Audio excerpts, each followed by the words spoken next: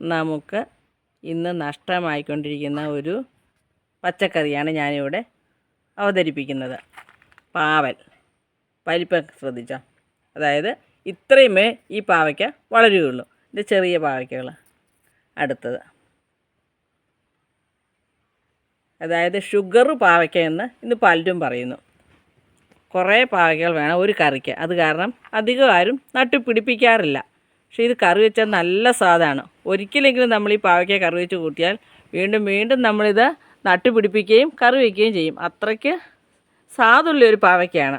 ഷുഗറുകാർക്കാണ് ഇത് ഏറ്റവും പ്രയോജനം. അതുകൊണ്ടാണ് ഷുഗർ പാവയ്ക്ക എന്ന് പറയുന്നത്. നിറയെ കായ്കളുണ്ടാകും. ഇത് ഞങ്ങൾ ഇന്നലെയും കൂടി പറിച്ചതാണ്. എന്നും തന്നെ ഇത് പറിച്ച് തോരൻ വയ്ക്കാനുണ്ടാകും. ദിവസവും കറി വയ്ക്കാൻ കിട്ടും.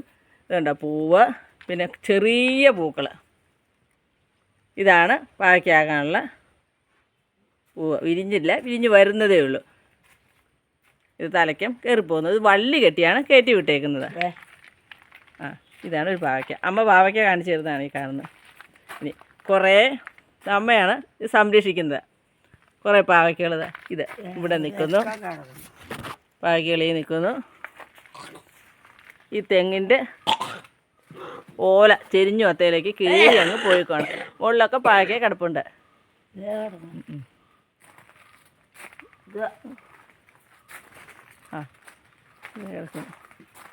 നമുക്കെല്ലാം എടുക്കാം. മുകളിൽ കിടക്കുന്നതൊന്നും നമുക്ക് കൃത്യമായിട്ട് എടുക്കാൻ കിട്ടുന്നില്ല. അകലെ നിന്നാകുമ്പോൾ ചെറിയ പാവയ്ക്ക അത്ര കിട്ടുന്നില്ലല്ലോ. അടുത്ത് നിൽക്കുന്ന വേറെ പാവയ്ക്കകൾ, പൂക്കൾ എല്ലാം സാധാരണ പാവൽ തന്നെ പൂക്കളും എല്ലാം ഉണ്ട്. നമുക്കിനി ഇതിൻ്റെ വിത്തുകൾ കാണാം. നന്നായി വിളഞ്ഞ പാവയ്ക്ക. അത് ഒരെണ്ണം ദാ പൊട്ടിച്ച് വെച്ചിരിക്കുന്നു. ഇത് പൊട്ടിച്ച് അതിൻ്റെ വിത്തുകളാണ് ഈ കാണുന്നത്. ധാരാളം വിത്തുകളുണ്ട്. ഇനിയിപ്പോൾ നമുക്കിതെടുത്ത് പാകാൻ പറ്റിയില്ലെങ്കിലും ഈ പ്രദേശത്ത് നിറച്ച് പാവലിൻ്റെ തൈ ഉണ്ടാകും. നമുക്ക് ആവശ്യത്തിനുള്ള തൈ നിർത്തിയാൽ മാത്രം മതി. ഒരു വീട്ടിൽ കയറി വരുമ്പോൾ വീട്ടുമുറ്റം പൂച്ചെടികളാലും പച്ചക്കറികളാലും അലങ്കരിച്ചിരിക്കുന്നത് കാണാൻ എത്ര മനോഹരമാണ്. അതുകൂടാതെ നമുക്ക് ആവശ്യത്തിന് കറി വയ്ക്കാൻ വിഷമില്ലാത്ത പച്ചക്കറികളും. നമ്മൾ സാധാരണ മറ്റ് പച്ചക്കറികൾക്ക് കൊടുക്കുന്ന വളമില്ലേ, എല്ലുപൊടിയോ ചാണകപ്പൊടിയോ അങ്ങനെ എന്തെങ്കിലുമൊക്കെ വളം കൊടുത്താൽ മതി. ഇത് നന്നായി തഴച്ചു വളർന്നു വന്നുകൊണ്ടിരിക്കും. ആദ്യം ഉണ്ടായതാണിത്. വേനൽക്കാലമായില്ലേ, അപ്പോൾ ആദ്യം ഉണ്ടായതൊക്കെ ഇലകൾ പഴുത്ത് തുടങ്ങി. പക്ഷേ വീണ്ടും വീണ്ടും കൂമ്പുകൾ വരുന്നുണ്ട്. ഇതുണ്ട് അടുത്ത കൂമ്പുകൾ. ഇങ്ങനെ നിറയെ കൂമ്പുകൾ വരുന്നു. തലയ്ക്കങ്ങളും വരുന്നുണ്ട്.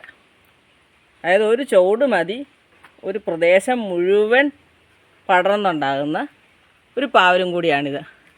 ആ ഒരൊറ്റ തൈയിൽ നിന്നാണ് മോൾ വശം അങ്ങ് തെങ്ങിൻ്റെ മുകൾ വശം വരെ അങ്ങ് എത്തിപ്പോയിട്ടുണ്ട്.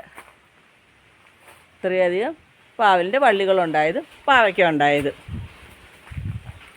വളരെ എളുപ്പത്തിൽ കൃഷി ചെയ്യുന്നതുകൊണ്ടാണ്. നമുക്ക് അധികം കെയറിങ് ഒന്നും വേണ്ട. നമുക്ക് എന്താണോ വളം അവൈലബിൾ അത് കൊടുത്താൽ മാത്രം മതിയാകും. മിക്കവാറും കറി വയ്ക്കാനുള്ള പാവയ്ക്കകൾ ഇതിൽ നിന്ന് തന്നെ ലഭിക്കുന്നതായിരിക്കും. ഈ പാവൽ നഷ്ടമാകാതെ നമുക്കെല്ലാവർക്കും ഒന്ന് സംരക്ഷിക്കാം. എവിടെയെങ്കിലും ഒരു ഷുഗർ പാവയ്ക്ക കിട്ടിയാൽ ഇനി നട്ടുപിടിപ്പിക്കാൻ കൂട്ടുകാർ ശ്രദ്ധിക്കുമല്ലോ. അഭിപ്രായം കമൻ്റായി അറിയിക്കുക.